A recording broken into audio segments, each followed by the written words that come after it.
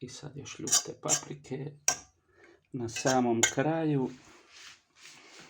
I to ti je to. Ajde daj, volite piletinu na kari? Pa ko ne voli, ljudi moji? Taj stari, egzotični indijski recept. Znamo što treba. Piletina, jel tako? Prepolovit batke i zabatke. Indijci inače koriste boce.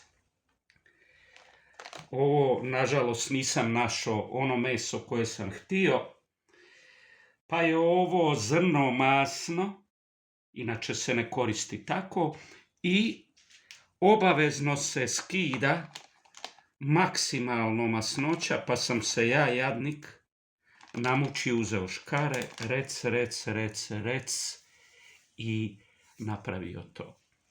Kari je u hrvatskim verzijama nešto malo drugačiji nego pravi indijski. Naime, pravi indijski kari je kao i ovaj uostalom mješavina začina, ali kod nas su to sveli na evropske verzije, a u Indiji je mješavina začina tamno crvena, jer je kari ljut. Da ti pukne mozak koliko je ljut, ide čili, ide crveni papar.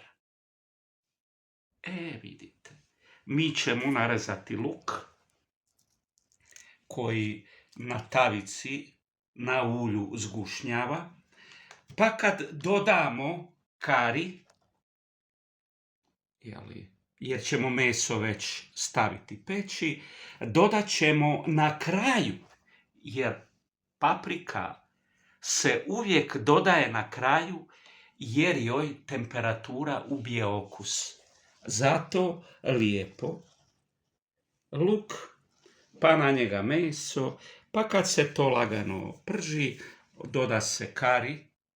I kažem, u Indiji ne bi trebalo dodavati ljutu papriku, ali evo ja ću je dodati pod kraj. Naravno, malo ćemo i posoliti. Ako vas zanima tko će to, molim vas lijepo, tako malo ljuto jesti, vi uz malo riže, koja treba se skuhati u loncu 15 minuta, ali zapamtite, ta riža nema nikakve druge sastojke. Skuhaju se, ne dodaje joj se ništa. I takva se jede, da ona takva ubije malo okus ako je preljuto meso, ako je prezačinjeno meso, a pogotovo nama jadnim Evropljanima kojima sve smeta, mi bi zinuli i da nam mama ptica crviće ubacuje u usta.